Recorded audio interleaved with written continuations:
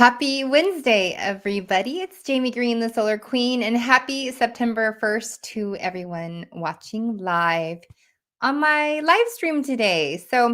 I just actually got done having a solar appointment via Zoom with a homeowner who was considering solar about 6 months ago and wanted to hold off and wait and just see if things changed or happened with the tax credit. And nothing's really changed except for it was extended 26% for 2 more years. And we're coming down to the end of the first year of the extension. So I had a really good conversation with them. And one of the things that came up in our conversation was the fact that they may add air conditioning to their home very, very soon. So the topic of my video today, my live stream, is should you oversize your solar system? Or when should you? Does it make sense to make the system bigger? So for those who are new to my live stream show, I talk about solar, residential solar. I've helped several homeowners go solar in the last few years of doing this. And one of the things here in the PG&E territory is it's very, very common to oversize your solar system. And that is because when you go solar, you get moved over from the tiered rate system. So that means you pay for tier one. There's like 300 kilowatt hours you can use right now it's 26 cents a kilowatt hour. And then if you use beyond 300 kilowatt hours, it goes into tier two, which is about 32 cents a kilowatt hour. And then if you go beyond 1,000 kilowatt hours-ish, around there, then you are considered high surcharge, high energy user, and they charge you around 50 to 55 cents a kilowatt hour. It's crazy. So when people go solar, they get switched over to time of use, which means you go to peak and non-peak. So if you've been watching the television and watching advertisements in the evening time, PG&E they've been putting out commercials that say, hey, save energy during the peak hours, which are 4 to 9 p.m. That's when it's most expensive. It's when there's the highest demand because everyone's usually home between 4 and 9 p.m. using a lot of energy. So you want to do something called load shifting. Load shifting is when instead of doing like running your dishwasher or doing the laundry, the big energy draws. I know air conditioning is a huge draw on energy, especially between 4 and 9 when it's the hottest time of the day in people's houses. It's hard to shift that. I mean, it's really hard to do that. So be conservative if you can. Like we turn on the air conditioning when it's really hot outside and we max it out. Like we have it go right on around 78 degrees, which seems really hot, but we've acclimated. So if it hits 78 degrees in our house, then the air conditioning comes on. And usually we only run it for about an hour. So I'm okay with that. But load shifting is when you do the things that you can optionally do instead of doing it between 4 and 9, wait till after 9 p.m. or do it before 4 p.m. And it's the same concept when you go solar. So when you go solar, you get switched over to time of use. So peak kilowatt hours are most expensive. But when you go solar, the vast majority of your solar energy that's produced is produced before 4 p.m. So imagine your solar system is stopping the production or slowing down, peak hours hit, and you have to debit from your net energy metering credits that you have been building up throughout the year. And those are not the same value as the non-peak kilowatt hours that your system generated throughout the year. They're like less, consider it 15 cents more. So instead of it being 85 cents a kilowatt hour or 0.85 kilowatt hour, they're debiting your net energy metering by 1 point. So there's a bit of a deficit, and which means you need to offset your system size. Say you use 10,000 kilowatt hours, you want to size your system to offset that time of use, those peak kilowatt hour times. So from 4 to 9.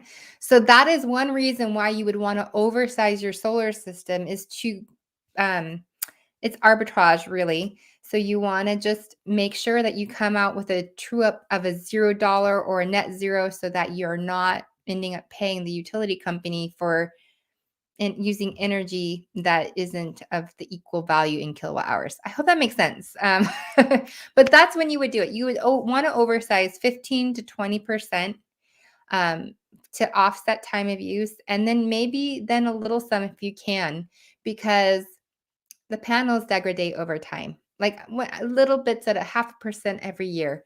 And then around 25 years, it kind of settles in around 85 to 92%, depending on what kind of panels you get. So those are two reasons why you would want to oversize your solar system, because the rate of which you get your solar energy is way less than what you're paying the utility company.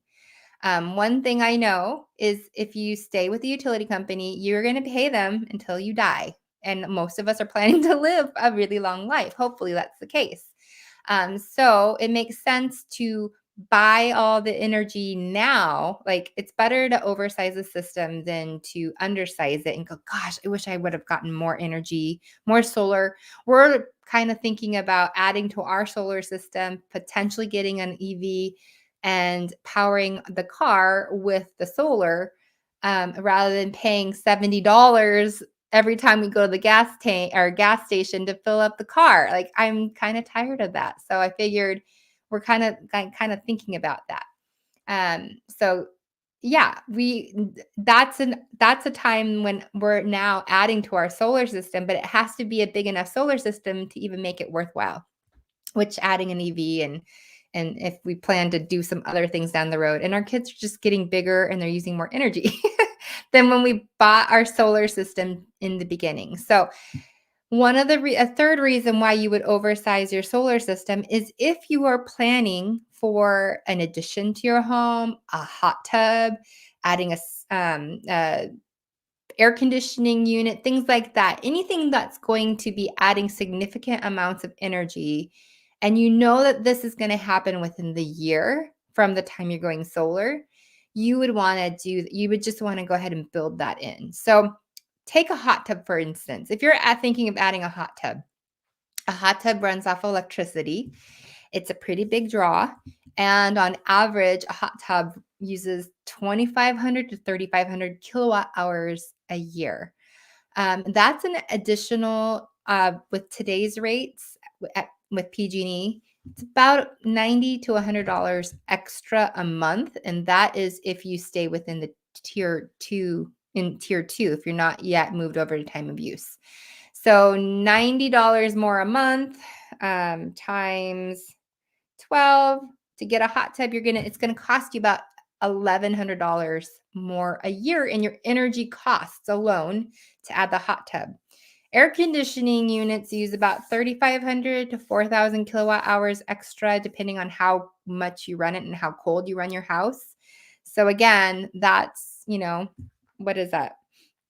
3,500, we'll do it at 33 cents a kilowatt hour. That's about another $1,150 to $1,250 a year, just to run your air conditioning unit. So the question is, do you add the extra solar into your system now before you even have it? Because a lot of people in our area, they're now just thinking about putting They're now just thinking about putting solar on the rooftop, but they're also thinking about adding air conditioning while they're going ahead and doing all these things. So it's smart to add the solar in now to make sure you can cover the energy draw for the air conditioning unit or the hot tub or the electric vehicle. And, if people on average drive 12,000 miles and you get an EV and you charge it at home, you're going to need about another 3,500 kilowatt hours. So these are all reasons why you would oversize your solar system if you're planning these things within the year. So, number one, it's for time of use. When you get switched over, you want to do it so that you can make sure you have enough for peak hours. Because we last year actually had a true up, even though our system produced way more energy than we needed. It's just that the kilowatt hours that we had excess of weren't sufficient enough in terms of value. The value of those kilowatt hours were not equal to peak kilowatt hours, which is when we used more. energy. So we ended up paying $40, I think, or $35 for our true up, which is nothing. Like, yeah, it's so important to have your system properly sized for that. The second reason is you're going to want to factor in degradation of the solar system. That's not as important, I would say, as the time of use. You kind of build those in together, because for some people, maybe their energy consumption actually goes down over time. So I kind of build those in together if they're just going to be getting solar and not planning extra usage. So the third reason would be is if you are adding energy loads to your home in the future, like imminent future.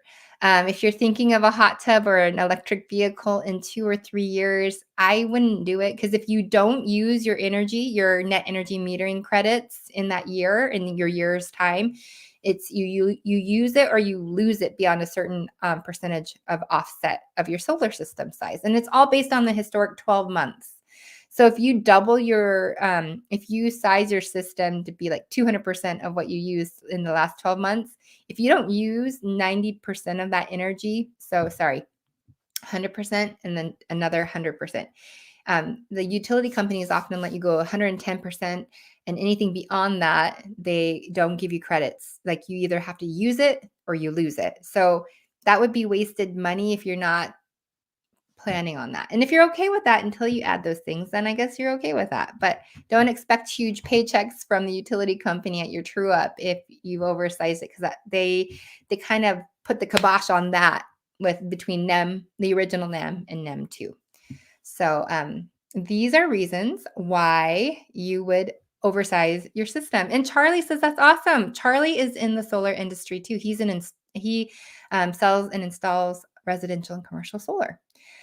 So yeah, so I wanted to just come on and share that with you today, since my consultation this afternoon that came up, and I thought, gosh, this is a really good topic to discuss why and when you would oversize your solar system. Had we known 3 years ago, we would have gotten an EV or planned to get an electric vehicle, and and then we didn't know. So, and we still aren't certain. But if we do decide to do it, we want to get the solar soon, because the tax credit, the 26% federal tax credit, since we're adding another system, we can get 26% federal tax credit for our system as long as it's up and installed by the end of the year. So September 1st, we have 4 months left of the year. What are you going to do with the rest of your year? I hope, one, if you're thinking of solar, you reach out to me. And if you have some big goals that you want to accomplish by the end of the year, I hope you make them. And yeah, I mean, my kids, it's so quiet in my house. My kids are all back to school in person. I went and played golf this morning. It was really fun. Justin says I want a power wall too. Justin, we should talk about that, because I can help you get that. Here's the thing about power walls. People, okay, since Justin brought up storage, with the Powerwall, you need at least a 7.6 kilowatt system size to be able to get the full benefit of the Tesla Powerwall during a power outage. So if you are getting a 5 kilowatt system and you really, really want a Powerwall, yes, you can get one, but in an event of a power outage, that battery may not get recharged up to the max, up to the 13 and a half kilowatt hours to carry you through the power outage, because there's just not enough energy being created with the system size of a 5.0. So 7.6 is really, really the system size that even Tesla recommends for powering a power wall and all of your the loads that you're going to be backing up during a power outage. I was wondering where all your yeah, no more mom, can you come wipe my butt? That has happened several times. Or I'm hungry, get me a snack. They're all at school. It's so lovely. It's been coming up on 9 years that I've been a stay-at-home mom for all my life. Great insights on the 7.6. Yeah, it is, because People want storage, and minimums are really important. And as long as they know that, hey, it might not power that wall all the way up, the power wall all the way up, then they might be really upset with me saying, Jamie, you said it would, and no, you just need a 7.6 kilowatt system, minimum system. So hopefully when we add the second solar system to our house combined, we should hit the 7.6 should we decide to get the power I'm still on the fence. Some people really insist on having a backup battery, and I get it and I understand it, especially if you're subject to power outages. Um, I don't know if I'm quite there personally for a battery, but I don't know. We might do it. We might just do it because the batteries are included in the tax credit, the 26% federal tax credit. So we may just splurge and get the Powerwall and Tesla panels up on our rooftop. 1.21 gigawatts would do it. Plus, you take you back into yeah, that's a lot of power, a lot of energy. So if anyone has any other questions, I'm happy to answer them. I'm going to be live just for a couple more minutes, or I'm just really just blabbing away at this point in time. But battery talk is always fun. There are lots of batteries on the market too. So you got Enphase, you got Powerwalls, you got LG Chem batteries. They've got the 16 kilowatt hour batteries as battery out there. They do have a 9.8. I think they're moving away from those and moving towards the bigger ones.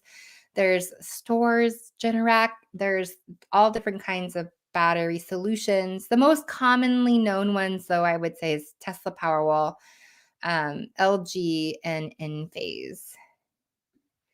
And Justin says, I heard from Ken Walls and he's on the road to recovery. Yes, our friend Ken Walls has really bad pneumonia/COVID, and he's on the mend. So I'm really, really excited for him. I hope he makes it to Funnel Hackers Live in September. I guess we're in September, so in a couple of weeks. Is it best to pair the batteries with the same companies that make inverters and or panels? Well, okay, Peter. So one of the exciting things is I just have become a Sun Power energy consultant. So I can sell Sun Power systems, and Sun Power has a total complete system. So panels, inverter, storage, and a hub plus, which is their version of the inverter, or like a inverter. Sorry. It's what pairs with the battery to the solar system. And it kind of has this thing where it can, if someone needed an upgrade, a main service panel upgrade just because of the battery, that's built in with the Hub Plus, which is really, really cool. So I would say if you can, that would make sense. Like I have people who've gotten LG panels with an LG battery. LG doesn't make inverters, but Enphase is a wonderful inverter. It's a microinverter versus the Solar Edge, which I've had customers that have had issues with the Solar Edge inverter. We have Solar Edge. We've never had an issue. So that's really cool. What else? Let's see. Generac doesn't make inverters or panels that I am aware of. I'm thinking of some other ones. Tesla panels, Tesla Powerwall. Tesla Powerwalls are called AC coupled batteries, which means it can be used with a microinverter or like a central inverter like Solar Edge. So that's the benefit of a Tesla Powerwall versus say LG batteries. They only work with Solar Edge. So these are like really technical, getting into the components. But that is a great question. Enphase obviously makes inverters and batteries.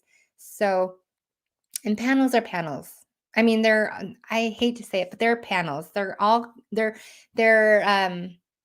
the intention of a solar panel is to create energy from the sun. So some panels are better than others. Some degrade fast at a faster rate than others and whatnot. And then people go get certain panels because of the aesthetics. A lot of people want the black on black panels. Some people don't care. And if you want a bifacial panel, those are really cool, but those are always going to be black on white. Jaime Greene really is the solar queen, dropping all this knowledge on us. Thanks, Justin. I really try and just educate and inform everyone so that when they, come to me and say, okay, I'm ready for solar, man, it's been a couple years of doing this that people they're like, one person was like, you're the solar queen. I trust you. You just put it all together and make it all happen. And so that's why I love doing what I do. Yeah, and Justin has a CBD oil company, and I did some this is I did some lunges and squats the other day, and my quads were burning for days, like burning, burning, burning, and I knew I wanted to go golfing this morning, which I did. I used your CBD oil, the Raw Renew on my muscles last night, and I woke up and they felt like as if I didn't do any lunges or squats. How's the golf game? I'm a double bogey player still, but that's okay. I'm okay with that. And I am ready to play with Myron Golden at Bay Hill. I'm so excited. In fact, I probably should make a reservation for my club rentals. I'll actually contact you, Justin, soon about that because I want to figure out all that stuff. So I'm excited. I think we're going to go play again this weekend. I kind of want to play tomorrow. I really do have the golf bug. Raw Renew roll on is the bomb. Yes, I use the cream whatever that is, and then I use the roll on, and oh my gosh, it's so dreamy. 101cbd.org if you're interested in trying it. If you have muscle or like joint pain or anything, I use it topically. Don't you really take it by the drops, but when I need to fall asleep, I use the Chill X. It makes me fall asleep really, really fast. So that is everything for today's show. If you are interested in solar, you can message me on Facebook, or you can go to my website. You can fill out a little form and you can set an appointment with me. The only cure for the golf bug is more golf. It is true. See, I'm wearing my golf shirt still. And my GPS. This comes in handy. All right, guys, have a wonderful, wonderful day, and I'll see you later. Bye.